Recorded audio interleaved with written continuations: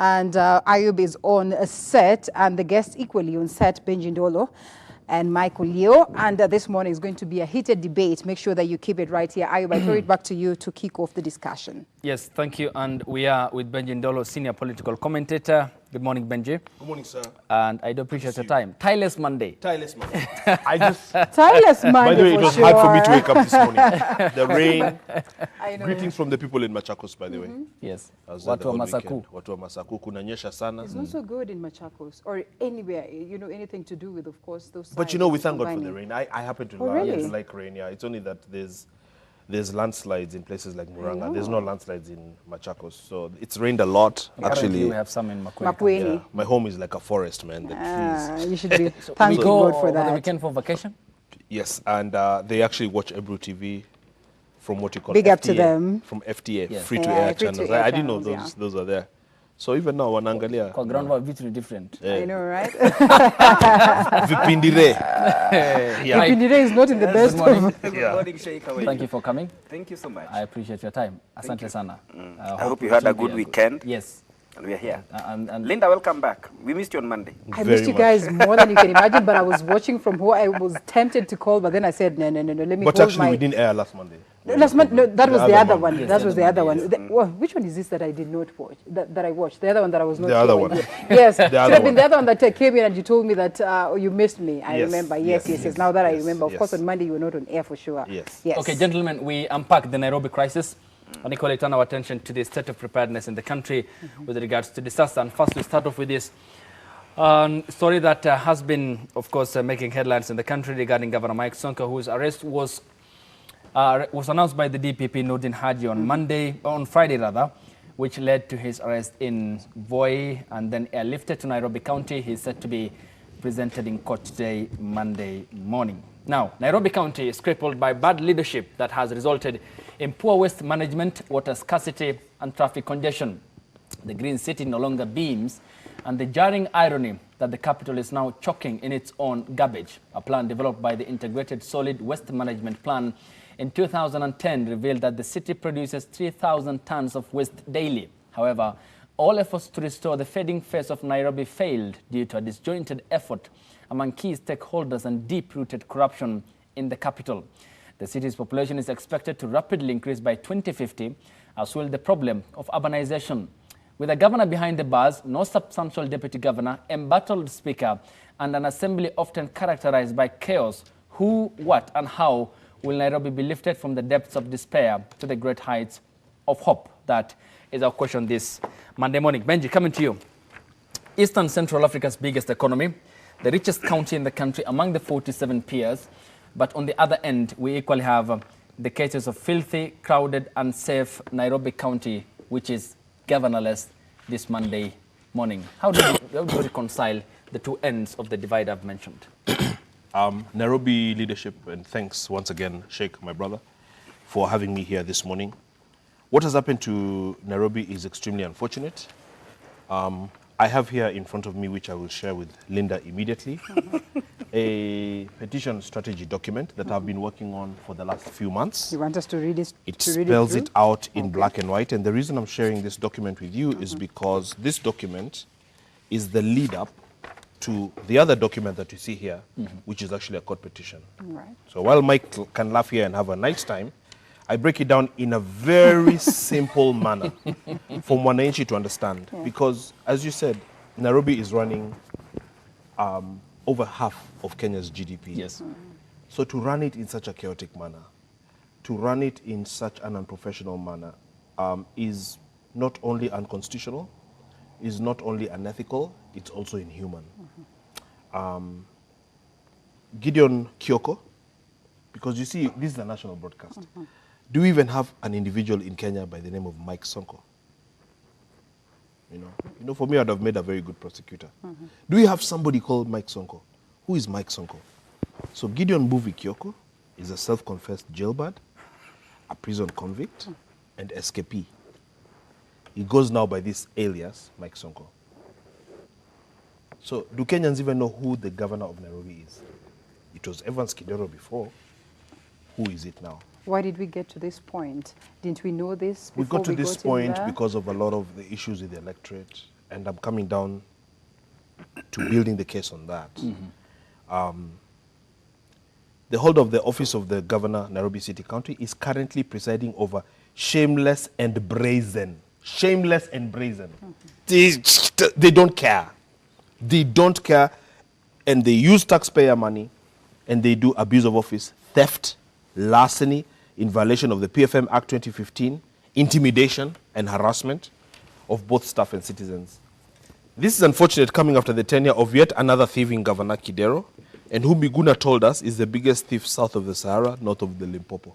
These are all well documented.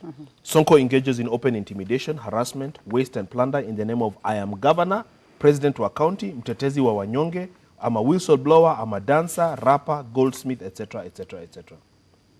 What is worse is that Sonko invokes the name of the president in everything he does to cause fear and confusion, while harassing and chasing out the very same people who the president, His Excellency the President, nominated to work in the county government. So you can see it is really a disaster there.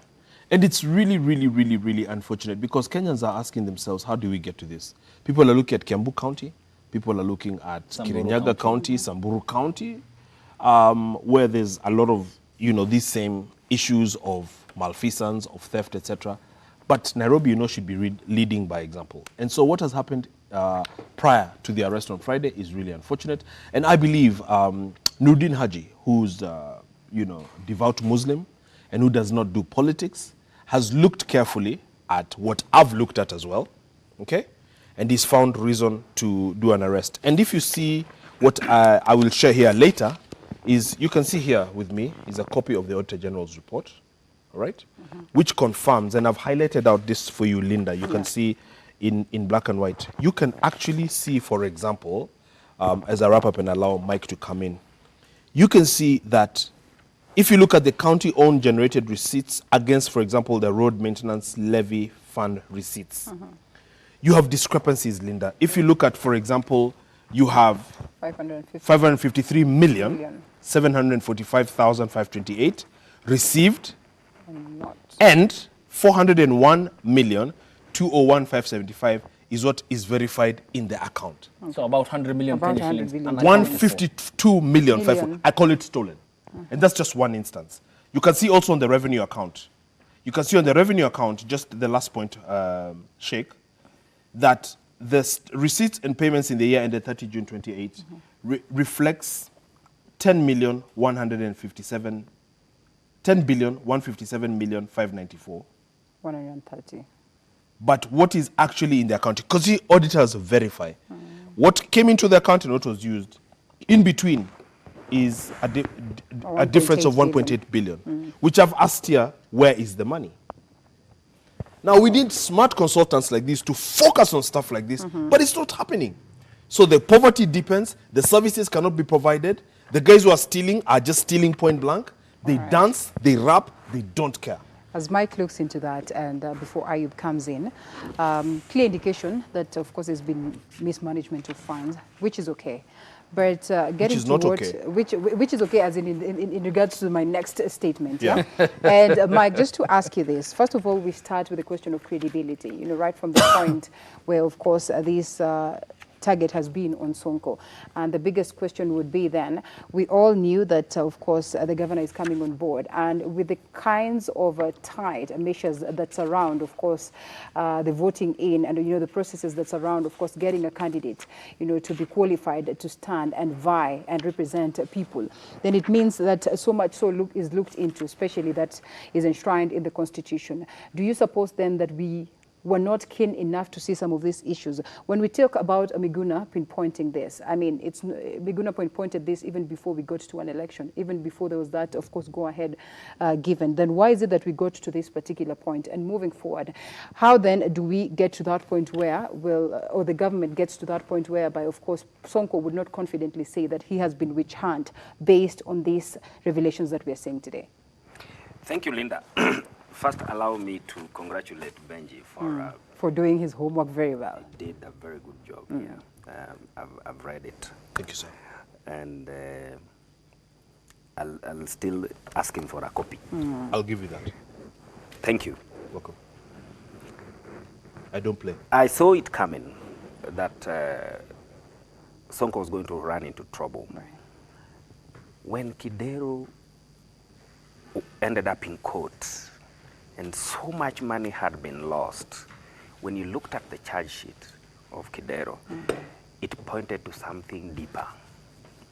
There are structural problems in the way the Nairobi county government is being run. And whether it is Kidero yesterday or it is Sonko today or somebody else tomorrow, we need to address the structural issues at City Hall.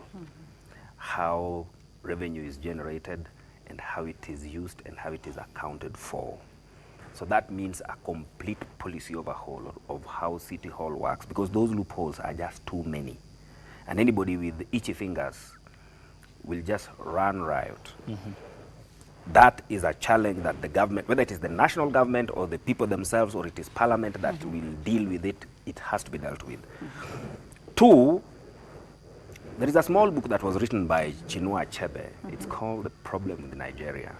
And he was asking very many questions. Is it that people drink a different kind of water in Nigeria, or is it, do they breathe a different kind of air? The problem with Nigeria was basically leadership. And I'm glad Benji started from the point of leadership. The problem with Nairobi is leadership. And we need to fix that leadership. It is not that we drink bad water, and that is why we are all bad people. We don't breathe bad air. That does not make us bad people. Problem is leadership, and we need to fix that leadership early enough. You asked a very good question. How did we end up with Sonko in office? I think the political class must take blame directly, and they cannot run away from the blame, because Sonko has never contested any election as an independent candidate in Kenya. Never. He has always been a political party candidate. Which again brings to the limelight the Jubilee Party, isn't it here? Latest is Jubilee Party. You remember he started from other parties and he ended up here. Political parties must now take up their responsibilities seriously and vet who runs on their tickets. Even with the proper processes of nominations, you know, the processes that, of course, are legally enshrined, the constitution of parties and all that, and we know very well that we're supposed to go through, you know, free and fair nominations for that matter. The point, Linda, is political parties should not close their eyes to the characters of their candidates. Because people have pasts, people have histories, and people are known, and we operate in the same society. We know each other. But political parties have been closing their eyes when it comes to nomination of candidates, and we end up with some very questionable characters inside parliament. That ought to come to a stop. We need to reevaluate our own value systems, even as political parties and as politicians and as people of this country. Okay, but Benji, then we can't be in a position to talk about the deep crisis in Nairobi County without focusing on where the rain started beating us. I mean, this city, from the onset, that was in 1963, say, as illustrated in the Sunday edition of the Daily Nation yesterday, that is Charles Rubia, who at that point, yes, he was the first mayor. That is first leader in Nairobi County.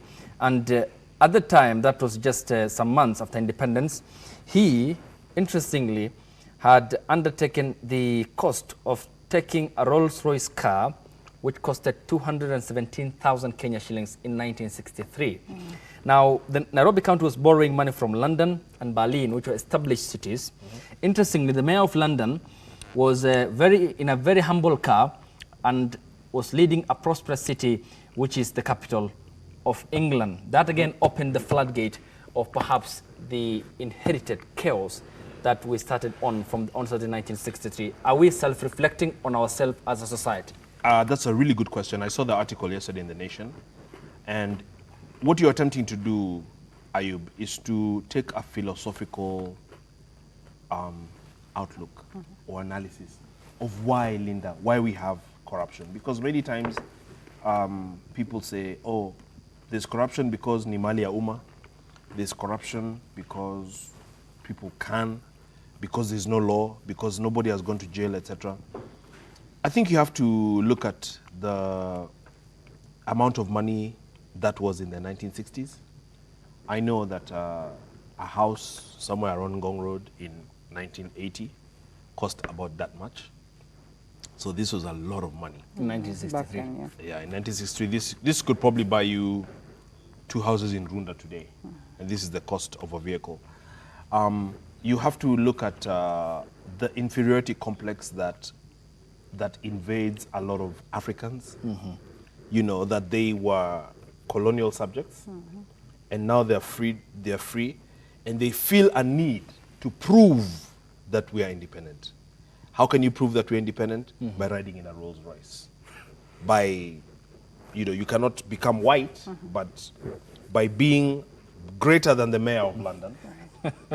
And these are the issues that have dogged us to date. And like Mike is talking about philosophical literacies like Chinua Achebe. Chinua Achebe, cause us to reflect when a society, when a man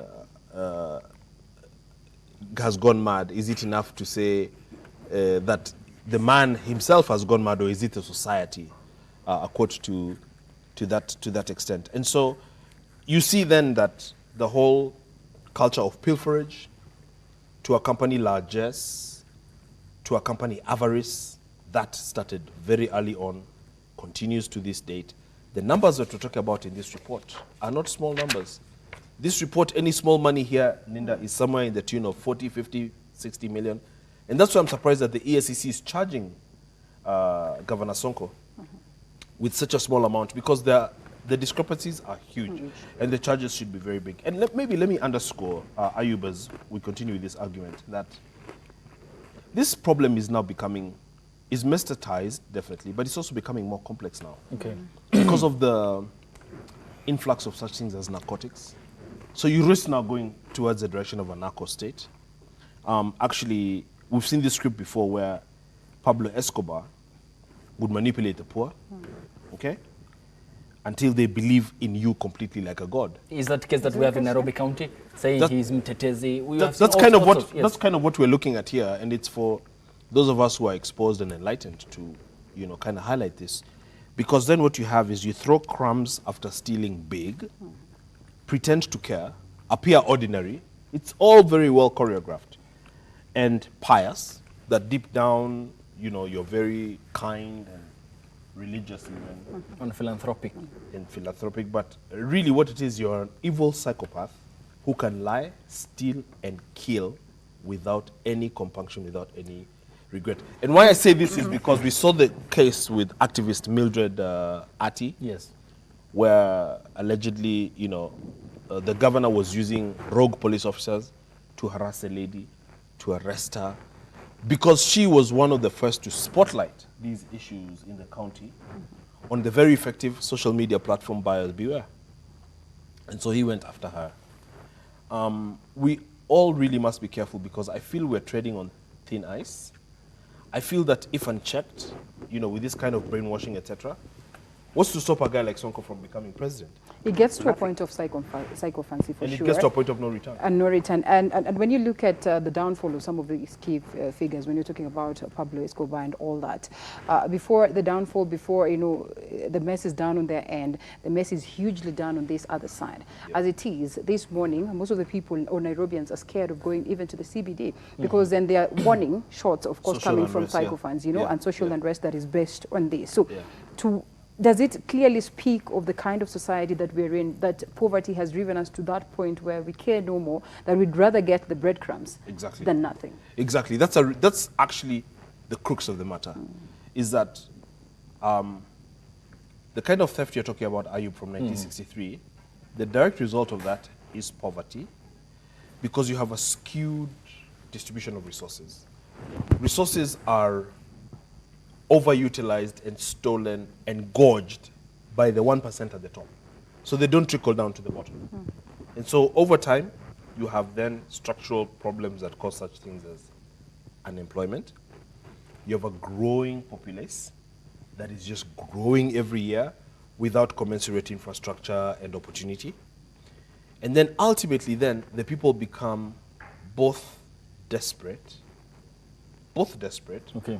as well as brainwashed, so that they're willing to take the two crumbs, whereas they could have had a system that ensures their own safety and security and even opportunity and work-wise. And so you're very right. You then have these boneheads running around and willing to be tear-gassed and to die for their crook. In fact, I remember, I think it was Sonko who was arrested some years back when he was MP for Makadara. And the media has a clip where some of the young guys came and some were under the influence and they said, tupatia mwizi wetu. Tunataka mwizi wetu. At Kibera Lokot where he was being arraigned. So this might all be a bit humorous, but it's really unfortunate. And one of the people that I must not hesitate to blame for this situation, you talked about the political parties, yes, and the political class. The Jubilee Party primaries of 2017. Is the president. Is the president. And, you know, he himself had a lot of issues coming into office. And Sonko was one of the guys who would accompany him to The Hague. To The Hague. And abuse and insult immigration officials all over the place. And record it all and distribute it all. Ayub, lastly, the thing that really bothers me with this situation is, you know, Ayub, we have kids born in 2002. 2002 when Kibaki was coming in. Mike, those kids are 17 years old today. Yeah, they are. They've cleared Form 4, some they're of in them are Form in 3, Form 4, yeah. they're going to college, they're watching this show. They need examples, they need to be inspired, they need to think right. And all they're seeing is gold-plated cars, AK-47s, Bling bling. bling bling, stupidity, gold shoes, madness. Those kids, poor kids. What's there tomorrow? And all they hear is Uncle so-and-so is a thief, Uncle so-and-so at the port is a thief, Uncle so-and-so waziri wa maji ni mwizi, governor ni mwizi, former governor ni mwizi. Linda, we have a problem. We have a problem. Looks like there's the law could have been, of course, the key figure or the key thing to come in to protect these kids that we're talking about. But there's a lacuna in law. As it stands, we might point fingers at the president and say that, you know what, him and the party, of course, must have, of course, been the thing that, the people who gave us Mike Sonko.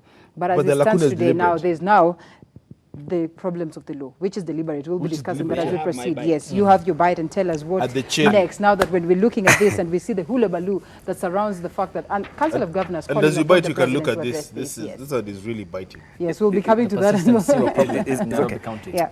Linda, we don't have a lacuna in law.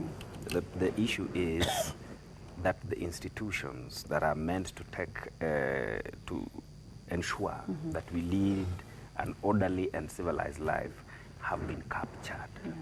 So the law is there, but the institutions have been captured. The institutions have been compromised.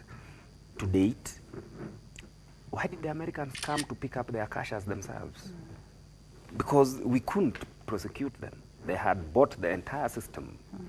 And that is just a microcosm of how this society is working all over.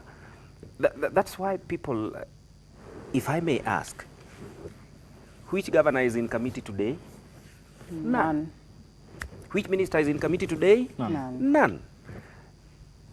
Which PS? Which PS is in committee today? None. Say no senior state official is in custody. Is in custody.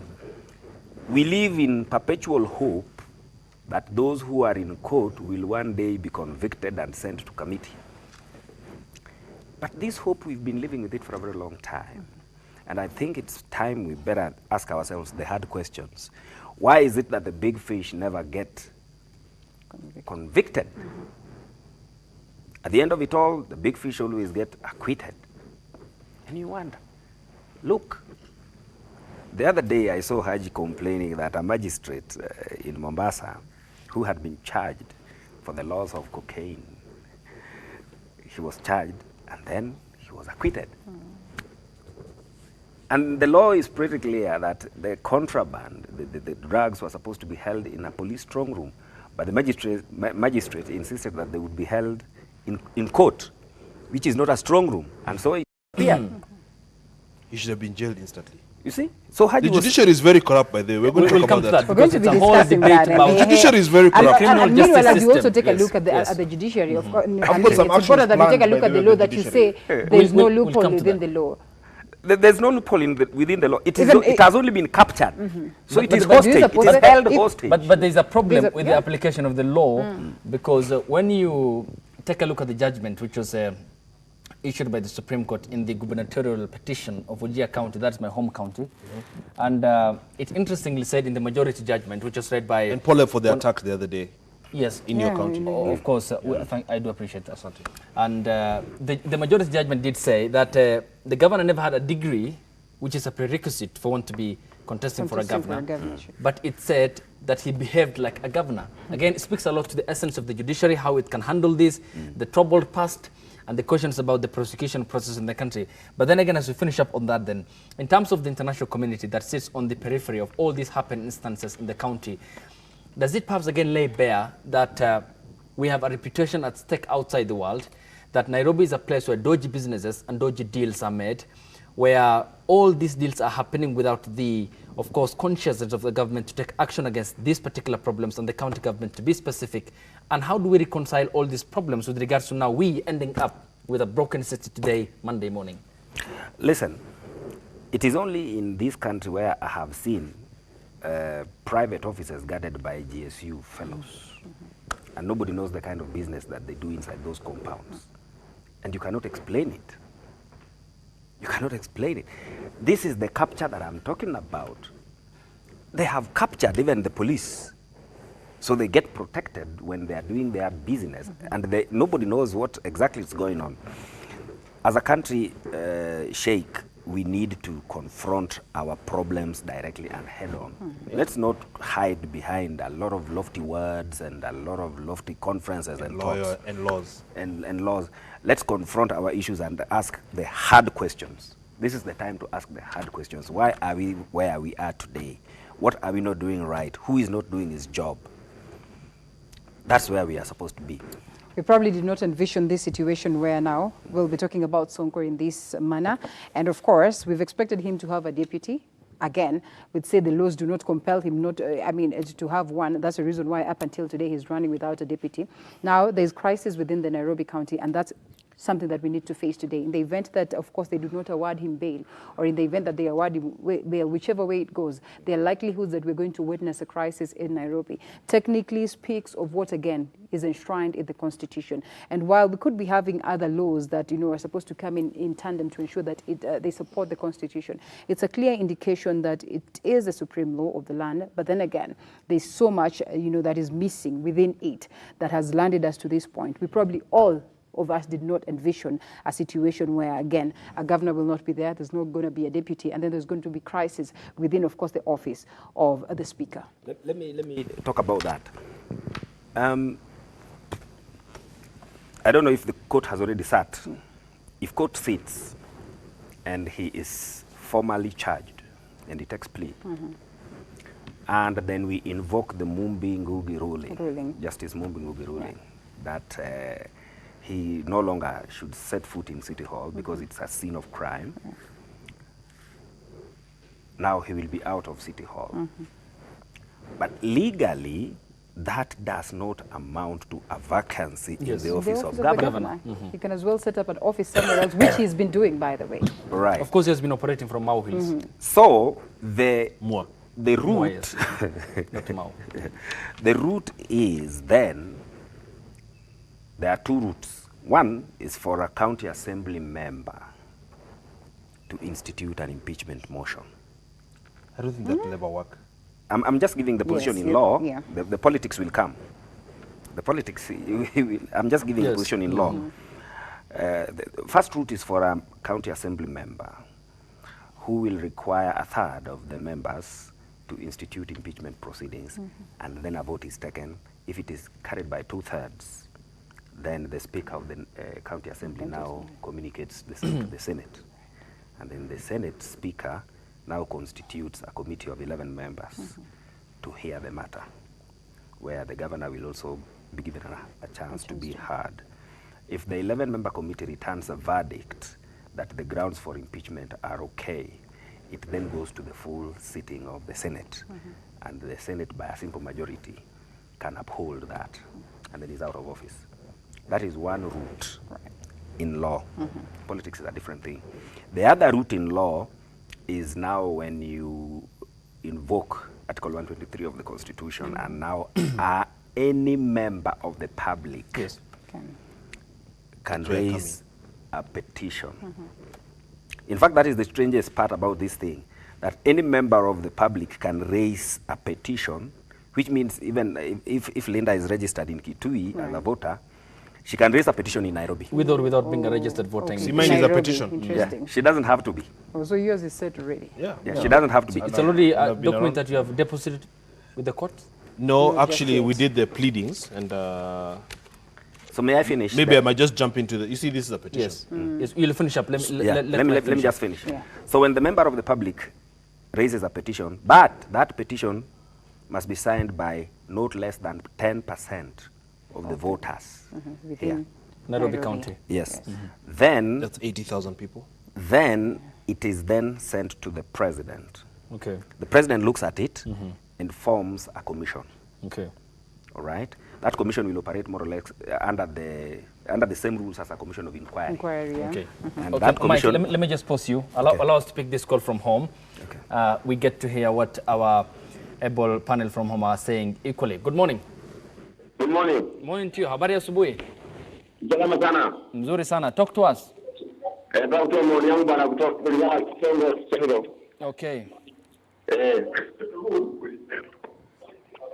Mzuri. Tunakusikia tafadhali, endelea. Sasa. Nasema kufanyia itoka David kama yake. Please, if you can lessen the volume of your television set so that we can effectively communicate. Sasa alikuwa kama mmepatikana na uzi hata afungwe. Alipatikana uzi afungwe. Okay. Hiyo ni kawaida kwa sababu alitoa David Governor. Sasa David Governor afungwe. Okay. Okay, asante sana. Thank you so much. We do appreciate your contributions to the program.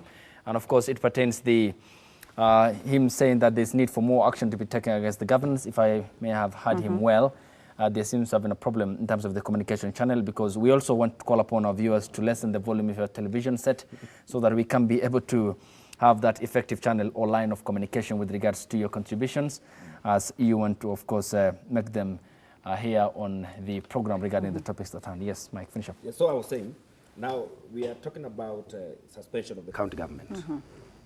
So once the member collects signatures of not less than 10% of the voters, he sends this to the president, and the president appoints a committee or a commission chaired by a lawyer.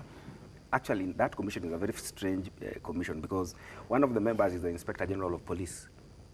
Okay. As a member. Anyway, that is in the law. That commission will inquire on the grounds raised in that petition. Once it is through, it will return a verdict back to the appointing authority, who is the president. Okay. If they return a verdict that the county government should be suspended, the president will forward the same to the Senate. Okay? Senate shall hear and decide. And if Senate is convinced that those grounds are substantive, they will ensure that the county government is suspended. Stands dissolved. Yeah, so there are two long routes. Good. But there is no shorter one. There's no shorter one. There's no shorter one. Okay, okay, Mike. Well, let's just pinpoint on or pick up on option B, which there is the presidential authority to appoint a committee that will look into that, get back to the president, who will in turn communicate with the Senate. Now, in the event that happens, then was this, let's say it happens, was it perhaps long overdue process for the top leadership of the country, which has been watching events in the county with bated breath, to intervene and perhaps solve the Nairobi problem? Do we go the BBI recommendation way also, that perhaps the national government should have some sort of microscopic, management of the county? The Constitution does not vest the power and the authority.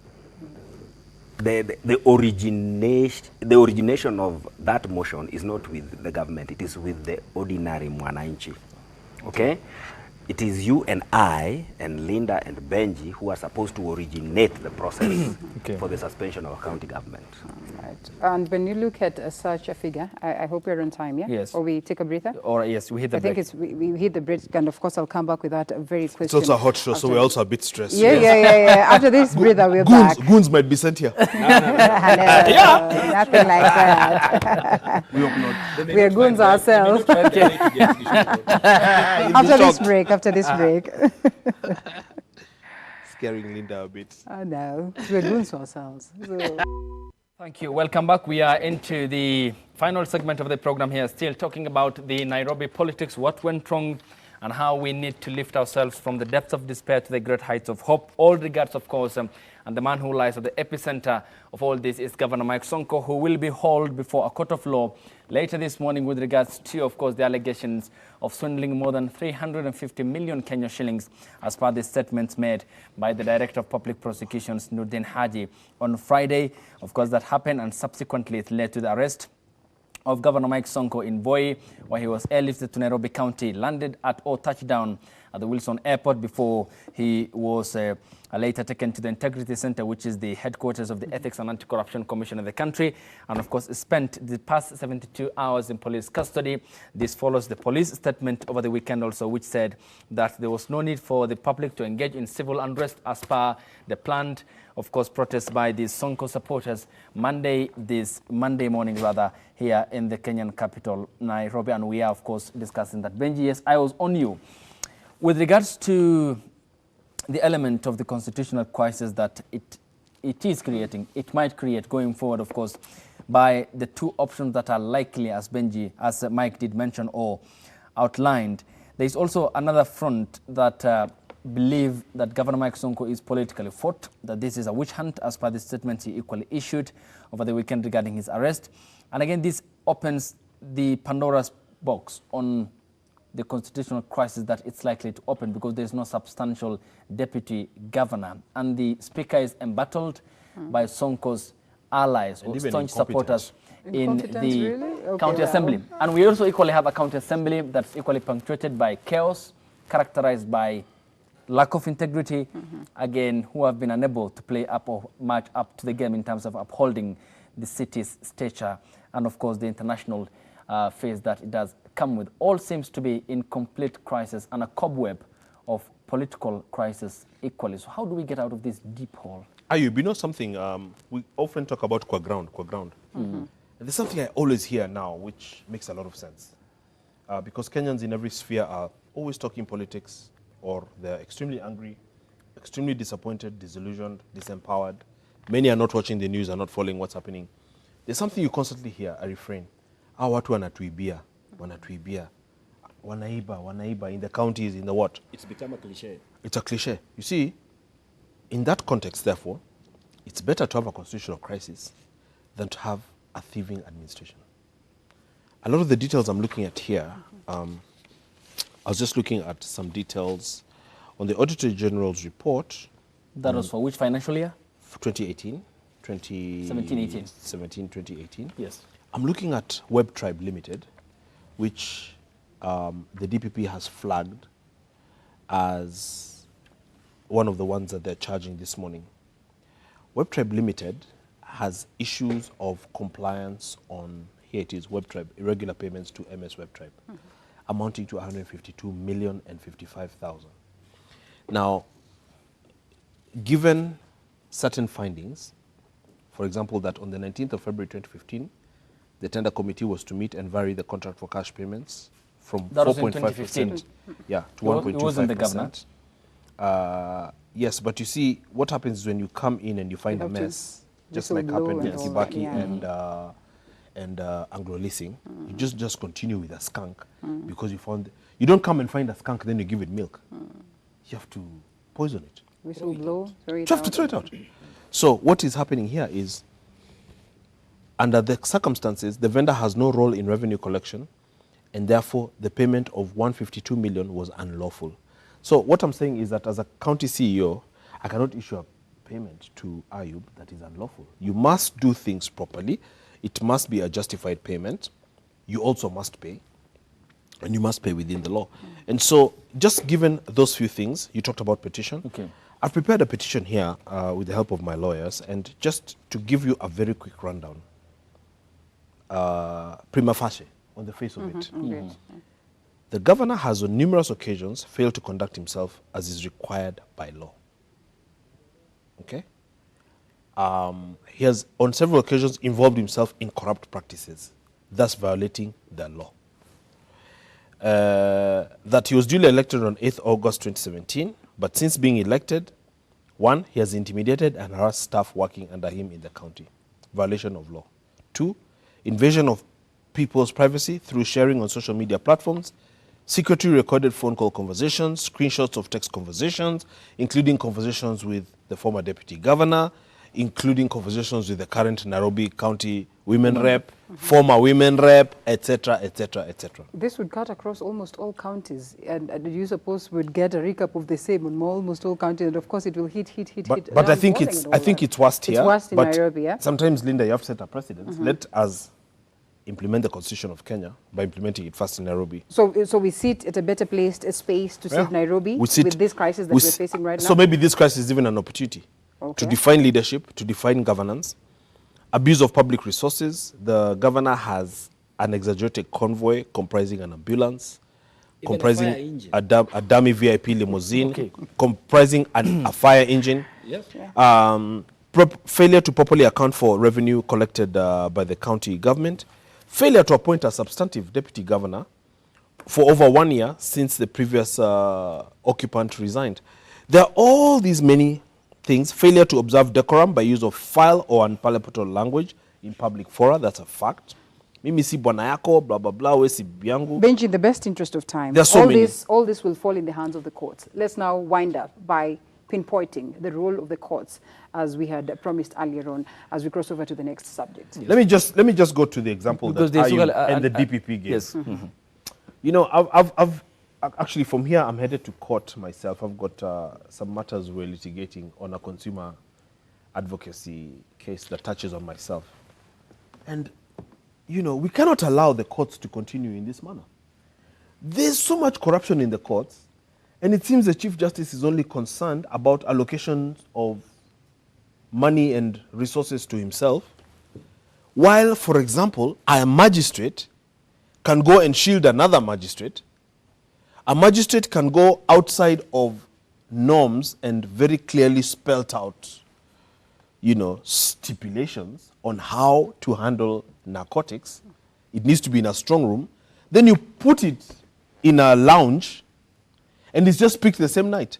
And these narcotics, of course, are sold for a lot of money. And then you acquit the guy. You know, that guy should have been jailed instantly. But the CJ, David Maraga, equally expressed himself during the anti-corruption summit at the Bomas of Kenya, where key stakeholders, among them the president, the DP, Haji, Kinoti, were all present. And he said, please, we cannot win the fight against corruption by the Kamata Fridays. Bring us tight cases. The judiciary cannot go and look for cases. Cases are brought to us, and then we can rule upon them depending on how deep they are in terms of their substantiality. He was right. There he was seems right. a problem, isn't it? Because he has equally spoken about this But matter. isn't it a deep case if Linda is a prosecutor and she's prosecuting Mike, who's a drug dealer? You can see his big gold watch. Then, Presumably. yeah, presumably. Then she refuses to put the evidence in a strong room, and the evidence gets stolen at night by these fellows around here. It's a clear indication that someone... It's clear cut. So the CJ was right that the prosecution and the police have to do a better job of investigating and articulating their issue when they prosecute. But in the cases where that is done, or where it's a clear-cut case, why do you still then have corruption? Look, last week we didn't go on air. We had a lawyer here. What was his name, your friend? He had a matter ruled by the High Court. Areba. He had a matter ruled by the High Court on allocation of some 10 million shillings, okay, for a plaintiff. The plaintiff then, through a corrupt lawyer, ran to a lower court magistrate and obtained contradictory orders that say that money should not be given to the right person. There is a lower court magistrate's against court. the High Court. Against the High Court. So there are two court orders contradicting each other. And you can kind of run and get any sort of court order in the judiciary today. Why? In my particular matter, they have not really looked, the judge not looking at anything. So they're not delivering justice. I have a They're question. not delivering justice. In other words, then does it mean that all these, I mean, the capacity question, it does lay bare on the sort of incapacitation of the existing capacity here? And lack of jurisprudence, my brother. Get it there, then that's done. Because there are some who argue we need to question the independence of the judgments that are made by the judges themselves, by an independent authority. Yeah, Yes. in other words, that's a good point, Ayub. I'm a layman myself, but of course, I'm also a paralegal, and I love law and I read the Constitution. You have to read a judgment and find that it has some gravitas, that it has some thinking behind it, that it has some judicial philosophy. These guys are so overwhelmed, so what they do, they throw the judgments. They are written by some young interns in the back there, and then the judge just comes and signs. So there's the fact that the courts are overwhelmed, that they are understaffed and what have you. But the worst part which I garnered from the Registrar of Magistrates, Honorable Mulwa, because I paid him a visit in his office last week, is, he told me, Benji, I always see you on TV talking about governance and rights and what have you. You're right, we have a problem. And the problem is, when there's a dispute, the only place that people can go is the judiciary. You cannot have a dispute with Ayub and you go to Mungiki. You cannot have a dispute and you go to look for a police hit squad. The only place you can go for justice is the judiciary. You go to the judiciary with lots of representation from the lawyers and all that. I don't know whether you've listened to And then they lawyers just who are throw- equally analysts, weighing in their sentiments into the case of Sonko as it stands today. A majority of them, by the way, are coming out in defense of him, in how he was handled, in how he was manhandled, and all Those that. are side shows. When you're The looking at problem that, with it could be a lawyers, side Linda, show, yeah? many are just But they're looking the very for money, same people who are going to also and we're be not going there. to entertain that. Okay. Yeah, they're also going to be the very same people who are representing this, Mike. When you look at such a scenario, and they back their arguments with facts, based on what is enshrined on law, Let me say where does something. it place us? Let me say something. Every lawyer will be fighting to go and represent Sonko because he's got a fat pocket. For money. But all of them will not. Of course, should not be all of them. ashamed of And when they're themselves. speaking on this on national podiums, then it raises the conversations. It brings aboard other angles as to how we can approach this issue. The fact is, Sonko was arrested and brought to Nairobi, and probably he'll be charged. Why today. was he running away? Why was he running Again, away? Well, he released a statement saying that he was not running away. He's been He presenting knows himself he to has the been ESCC asked for the longest to of time. Yeah? report and to be under arrest. Why would you move away from Nairobi? It's not the first time that he Again, presents the himself. capacity question of the officers who, of course, guard him and are state appointees, yet again, always do not care about... Let's allow Mike to... Let me- Like, you coming, because there seems to be a lot of web that this continues to open in terms of the tabs and how it likely has an impact on the general essence of the security operations in the country. I don't have the evidence that, but was I've heard that he was running away. Well, Where was according he to the DPP. Because, and the reason why I may believe what I've heard is the Sonko that I know moves with a very large convoy, but when they arrested him, that convoy was not there. Okay. So it must have been deliberate. So that's obstruction of justice. He must have left them behind. And the police now decided have to added take off. extra charges. But I wanted to say something about the magistrate in Mombasa who acquitted his fellow magistrate after the loss of the drugs in a courtroom. If you were a magistrate yourself, Ayub, or even Linda, and a magistrate, your fellow magistrate is brought before you, and you are told that the magistrate had ordered that drugs be held in a court lounge, and you are told that according to the law, it's supposed to be held in a strong room. Would you not ask what are the procedures that are normally followed? Would you still need a prosecutor to determine such a simple matter? No. Okay, no. You would not need a prosecutor. You'd just follow the law. If you have an exhibit of this kind, it is supposed to be stored in such and such a place. Did you order that it be stored in that place? Yes or no? And the matter is closed. But when you have chronism in a dysfunctional republic, then APs defend APs. When when an AP is arrested, APs who are armed go to a police station, They Defend free him, him. yes. and release him by force. When a traffic officer is arrested receiving bribes, then other traffic officers run to his Come to his defense defense. and even open fire. When a magistrate is caught on an issue, the other magistrate releases him. You see, this shows you a dysfunctional, warped, and immoral society. that is unable to decipher, you know, and to think for itself, and to live within the law and within certain set guidelines and morals. And this is very dangerous. That's my point. All right. Two, Yes, Mike, finish up. it is not enough for the Honorable Chief Justice to claim that they only act on evidence put before them. Well, that is the way it's supposed to be, but that is the ideal situation. A good judge or a good magistrate should also go out and investigate out of his own volition what's really going on in a matter. Exactly. Because if you just sit in your chambers and you want to say, okay, whatever you bring upon before me is what I'll rule upon, then you are setting up yourself for failure. The success of any case depends on from arrest to investigation to prosecution and then conviction. A judge, a competent judge or a competent magistrate should be able to tell if the arrest was in order or not, if the investigations were in order or not, because they are also lawyers. They can tell that this investigation Was improper, and you better go back and do your investigations and come back, and this file still remains here during prosecution. A good magistrate ought to know that the prosecution is interfering with this matter before him or her, because it reflects very badly on any magistrate or judge when matters keep failing and you know very well where the problem lies. I mean, why do we pay them? Why do we pay judges and magistrates? Because we believe they are competent enough to execute the duties for which we entrust them.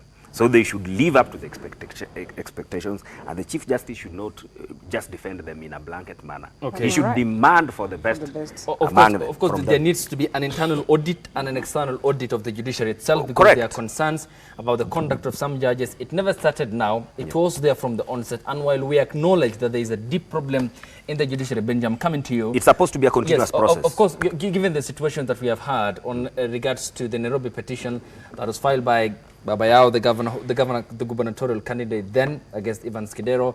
Then we had allegations of Philip Tunoi, the judge who received more than 200 million Kenya shillings. Exactly. That is from the onset. Then that was in 2016. In 2017, 1 year later, we had these enormous judgment by the Supreme Court on the 1st of September, which literally put Kenya on the global map again, once again, for the good reasons, the independence of its institutions, which are constitutional. And then years later, you have the same Supreme Court again saying that a governor never had a degree, but he behaved. But he behaved like what? One. What kind of With a reason? Is he government. still the current governor? He is the current governor. That is- Courtesy of that Yay. judgment. That I mean, that is such a despicable act on the part. I'd like to know the name of that judge, by the way. that was the majority judgment. Or it was a majority judgment by to uphold his, the Supreme his Court. election, yes. Brings us to the very That was, next that was decision, against yeah? the... They that- should have just nullified his election yes, on because the spot. because the High Court and the Court of Appeal nullified his election of 2017. Oh, I see. The Yes. High So why Court would and the you- Court of Appeal. So why would you Nullified. believe that the So the Supreme Court was Supreme not Court- compromised? Yes. Now that's another thing. Oh, yeah, that's Probably that's- best explains the that reason why is some people terrible. think When did this that- judgment come out? Of course, that was in think- 2019, about February. Oh, this year. Yeah, Yeah, that's a early this year. disaster. Yeah. Of They which- should be which ashamed led of to a lot themselves. of questions about the independence question and the bad precedent it might set. And therefore, my question, Benji, Yes. with regards to that, and a judiciary that seems to be in a problem which is perennial, punctuated by corruption, and then this effort by the president intensified to fight graft, to weed out corrupt state officials in the country. Can, with the judiciary, in such a situation, with such a capacity, be the one that will determine these cases, and hopefully, can we have successful convictions? I think judiciary as currently constituted, that's not really possible. So all this, the president's effort will end up, as Yeah. Boris Johnson And- calls, in the ditch. And I think he himself knows that, or has to at least have an idea. Because suspicions about and allegations about the judiciary and the Supreme Court began as far back as 6 years ago in 2013, when there was elaborate evidence trail of some judges being compromised in the presidential petition. And this went as far as touching on the Chief Justice, who clarified that yes, there's some money, that inducement that was done, and people took, but him, he didn't take. The Chief Justice. That was didn't Willie take. Mutunga. Willie Mutunga at the time. So we have a big problem. I've heard a lot of activists, some activists that say that the mafia have a country in Kenya, But in Kenya? that in other countries Other countries have mafia. have mafia, mafias. but in But in Kenya, Kenya, the mafia Mafia have the yeah. country, yes. That was Boniface Mwangi. Yeah, it's really, really, really unfortunate because there's really nowhere for Kenyans to go. And this is the beginning of dysfunction once again, where people feel, you know, I cannot get justice in the courts, so I'm going to buy a gun and get justice for myself. We kind of came from that, same thing. We kind of came from that. And with the new constitution 9 years ago, we had a fantastic and golden opportunity to break away from that. But once again, the whole ICC debate really set us back many steps. A lot of things are unspoken. But a lot of the perpetrators, you feel like, okay, mine is just a little crime because ICC was a much bigger crime. And so that really set us back a lot. And we will probably need to do another revetting, re-capacity build, the judiciary, reinvigorate institutions. But that might probably need to be from the next administration going forward.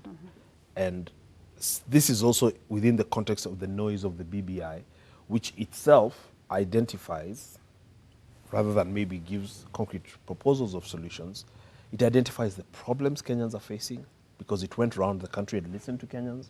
I could have told them for free what Kenyans think and where they're ailing.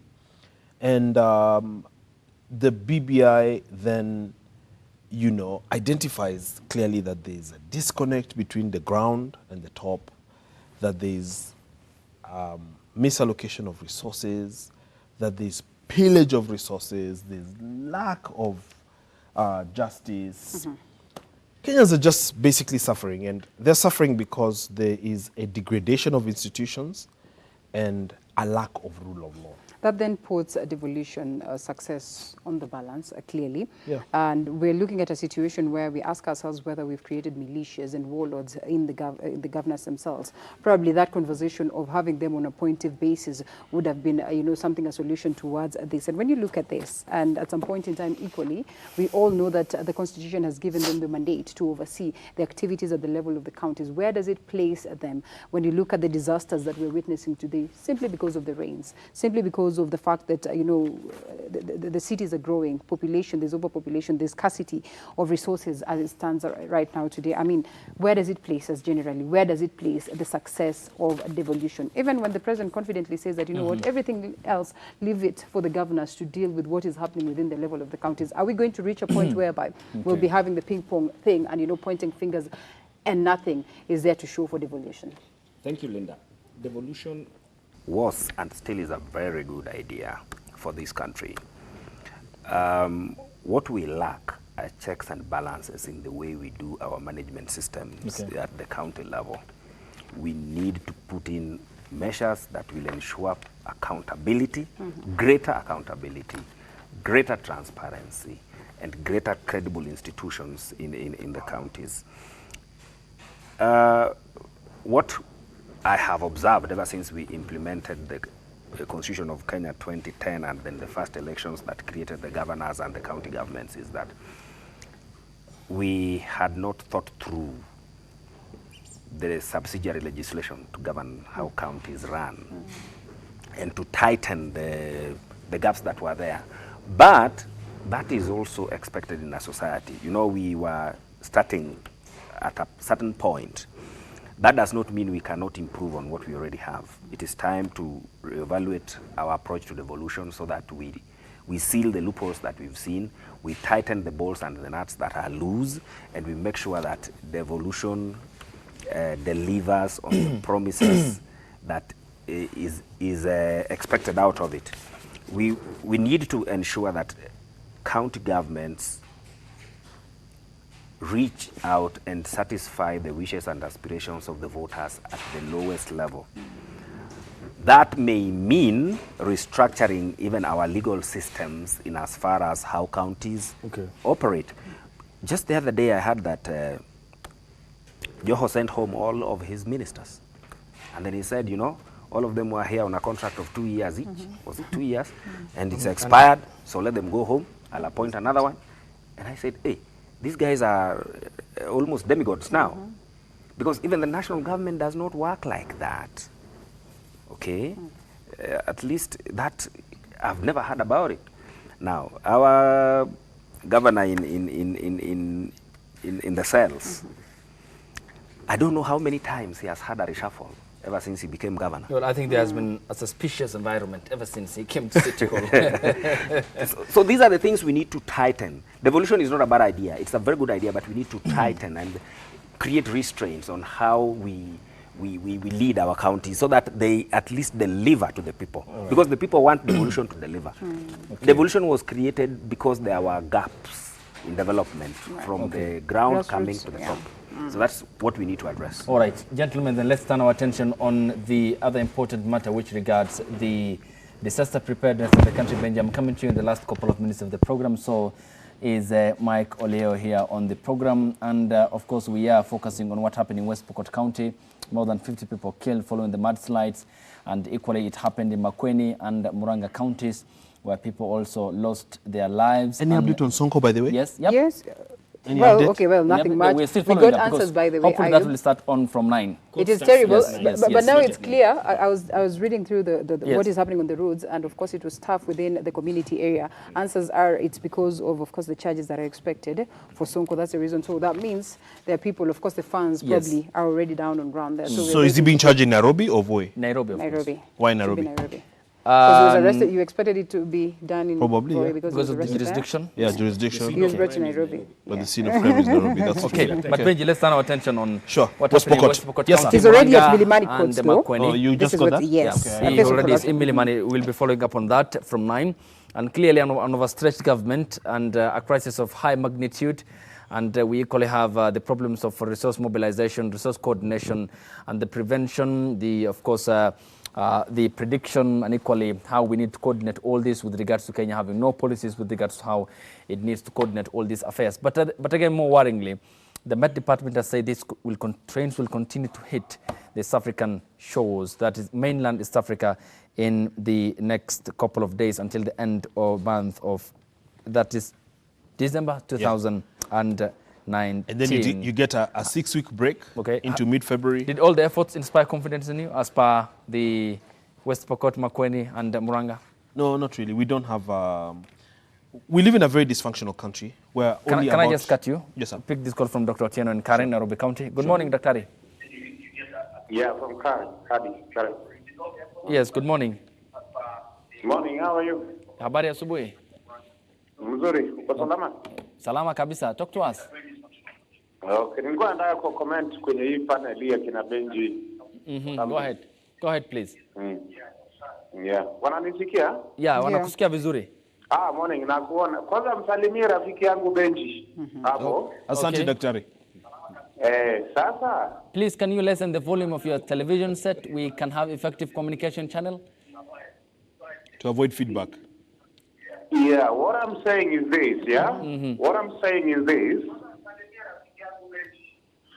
Yeah. Yes, go ahead, please. Sasa. I don't know why the other guy is defending Sonko wakati mimi. I'm privy to the info. Sonko anauza mpaka fake gold na najua anazificha wapi Nalingam. So that's a tag basically. Hata Benji I think anajua hiyo. Yeah. He's even selling fake gold scam. Yeah. So if this attack, let him carry his own cross. I would know anaficha wapi in Allingham. These are fake gold zake. Yeah. So it's a attack basically. It's So unfortunate. with all this amalgamation of cases and avalanche, let him take his own cross basically. Anyway, Benji, hi. Tutaongea. Thank you, daktari. God bless you. Okay, thank you so much. Christmas ukule mzuri, daktari. Wewe na daktari mtakujiwa. Just be. With regards, Linda, let me just correct Linda on something. Anasema mnajua. It becomes a banana republic Yeah. where it is a risk To or it is dangerous name and for shame. even for a Kenyan to just know the truth. Not true. So that the person in a problem is not the dealer of fake gold.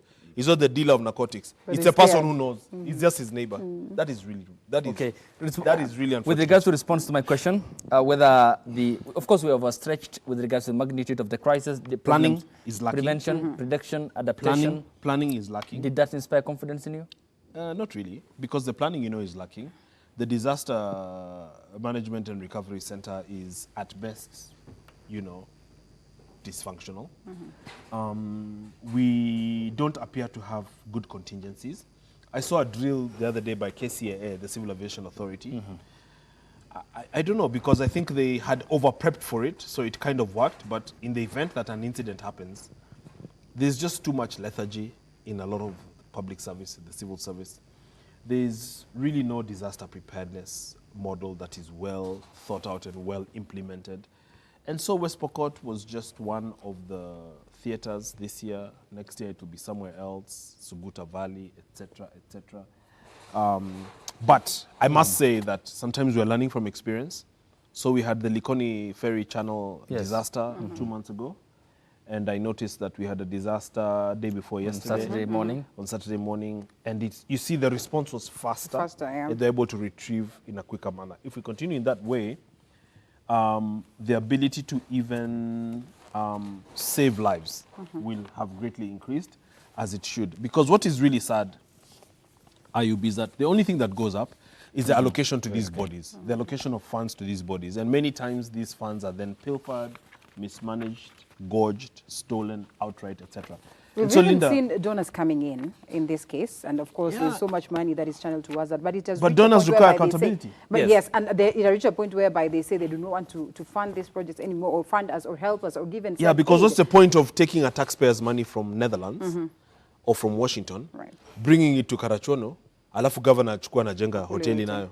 That's unacceptable. Because they will be held accountable on the other end. Exactly. More than they are sure. How immoral is that? Yes. How immoral is to that? To them now. You bring something to Wajir, the governor diverts it to his wife's business. You know, that's unacceptable. That's super criminal.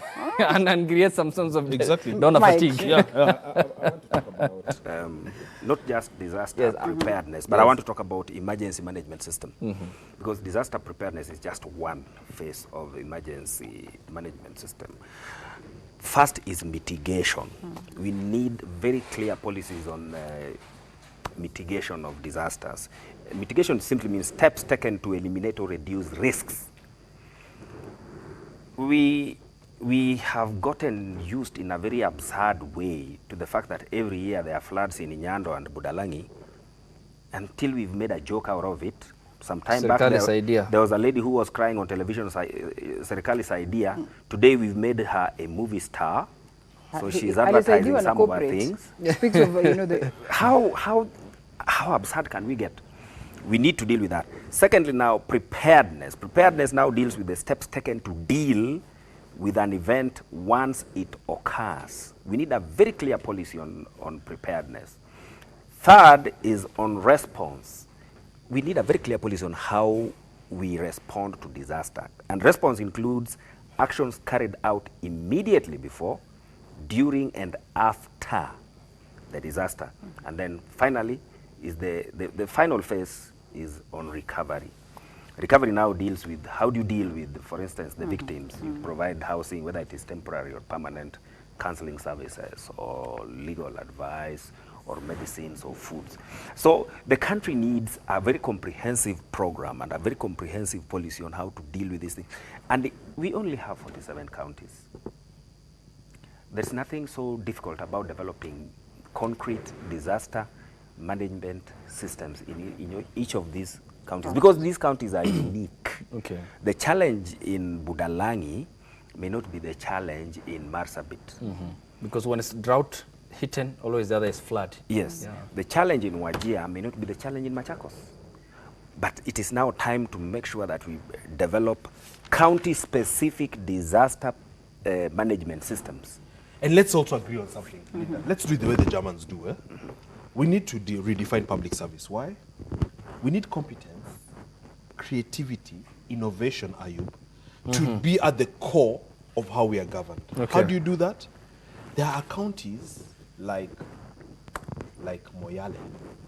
Moyale is in Marsabit County. Is in Marsabit. It's like Marsabit County. Yes. Which rarely see water. There are counties like where Kano Plain sits that always have water to the point of destructiveness. The same goes for Budalangi. So what you do as a government is you don't sit there to lecture people or to whine. You actually turn the challenge into an opportunity. So for example, we have water challenges all over Nairobi. You have counties where, like Wajir, where it comes from, where there's a lot of solar. what I've seen is like in California where there's solar, you have solar panels that then collect all this energy and transmit down to Silicon Valley and beyond. You then have this water that can you imagine if you collect all the Budalangi water in 3 mammoth dams, do the siltation and the filtration, what have you, and then channel it to where there's no water for irrigation. That's how you run a country. You don't run a country like a ramshackle. So someone is dying of thirst on this side of the same country, and the other country, and the other side is flooded. Someone cannot even go to their house because of floods. And in between, there's nothing. So you must remove the floods and take where there's no water for irrigation. And sometimes it's very dry on this particular region, and after a while, it's extremely By the way, even starvation, flooded. sometimes in Bungoma and Kitale, maize is rotting. Exactly. People are starving in another corner Just of the country. just next door. In fact, I saw Professor Nyongo on a rival station Yes. talking about, for example, in Kisumu, and even Mombasa County. He talked about Joho just now. In Kisumu, people buy water in jerry cans or are thirsty, and the lake is right there. You can see it. And it's freshwater lake. And it's a freshwater lake. Yes. And the same thing with even Mombasa, where there's no, again, siltation, filtration. and- So the water, you're looking at water and you're thirsty as heck. Okay, thank you, Benji. That is unacceptable. I think we're Policy. that we must not continue. Policy, or again, policy yes. and implementation. policy experts. And Michael we Leo. come to We are an end here. We are here. Yes, we come to an end here on the program. Thank you, Benji Ndolo, senior political commentator, Michael Leo, policy analyst. And thanks for the I tea do and the appreciate your biscuit. time. You're welcome any other Asante sana. time. Karibu sana. We'll see you Inshallah. next Monday by the grace Yes. of God. Thank you, brother. Mungu my brother. akijalia. Asante. And we'll see you tomorrow. Lina and I will be here tomorrow, Tuesday morning, even as we continue to monitor developments regarding Governor Mike Sonko, who is set to be presented in court over the allegations of swindling more than 350 million Kenya shillings as per the statement of the Director of Public Prosecutions. Until tomorrow, by the grace of God, Lina and It's a I wrap. will see you then. Bye-bye. Bye-bye.